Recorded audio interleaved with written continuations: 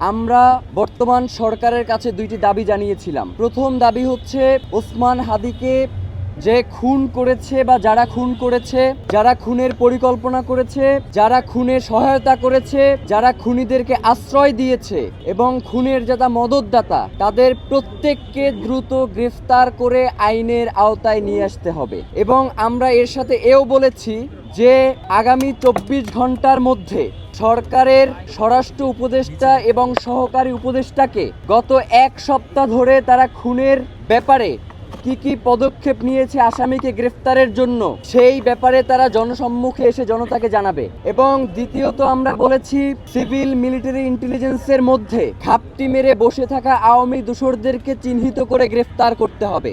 10 লক্ষের অধিক মানুষ তারা এই দাবিকে সমর্থন করেছে এবং তারা বলেছে যে ওসমান হাদির বিচার না হওয়া পর্যন্ত বাংলাদেশে স্বাধীনতার সার্বভৌমত্বকে টিকিয়ে রাখার যে লড়াই, সেটাকে আসলে কন্টিনিউ করা যাবে না। তারা বলেছে আগামীর যেই নির্বাচন, সেই নির্বাচনকে যদি সুষ্ঠুভাবে সম্পন্ন করতে হয় তাহলে নির্বাচনের পূর্বেই ওসমান হাদির খুনের সাথে যারা জড়িত তাদেরকে গ্রেফতার করা দরকার। কিন্তু আমরা লক্ষ্য করেছি গতকাল স্বরাষ্ট্র মন্ত্রণালয়ের পক্ষ থেকে যেই বিবৃতি দেয়া হয়েছে, সেখানে আমরা স্বরাষ্ট্র উপদেষ্টা এবং তার বিশেষ সহকারী খোদাবক্স তাদের দুইজনের একজনকেও আমরা দেখতে পাই নাই।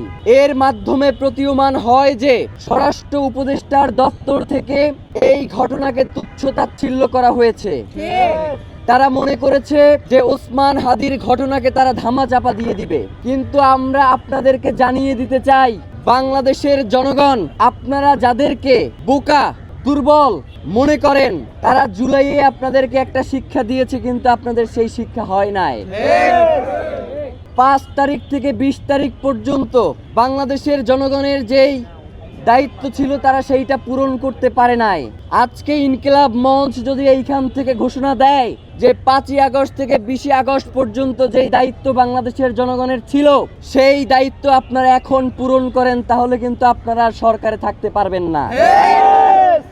আমরা ইনকিলাব মঞ্চের পক্ষ থেকে বাংলাদেশের সাধারণ জনগণকে সাথে নিয়ে জানাতে চাই যে আপনারা গতকালকের যেই বিবৃতি দিয়েছেন, সেই বিবৃতিতেই আপনাদের চোখে মুখে স্পষ্ট ভেসে উঠেছে যে আপনাদের কাছেই আসলে এর কোনো সুস্পষ্ট ব্যাখ্যা নাই।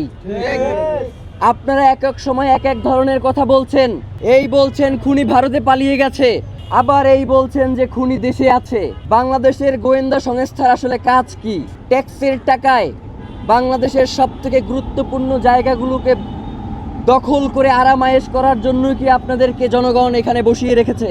আপনারা যদি ওসমান হাদির মতো এত গুরুত্বপূর্ণ বাংলাদেশের স্বাধীনতা সার্বভৌমত্বের প্রতীক জুলাই জজবার প্রাণ শহীদ ওসমান হাদির খুনের ঘটনাকে যদি এইভাবে তুচ্ছ-তাচ্ছিল্য করেন, যারা বাংলাদেশের জনগণের জীবনকে জাহান্নাম বানিয়ে দিতে চান, বাংলাদেশের জনগণ যতক্ষণ পর্যন্ত স্বাধীনতা সার্বভৌমত্ব রক্ষার এই আন্দোলনে রয়েছে, আপনারা কোনো শান্তিতে থাকতে পারবেন না। বাংলাদেশের জনগণ আপনাদের জীবনকেও জাহান্নাম বানিয়ে ছাড়বে।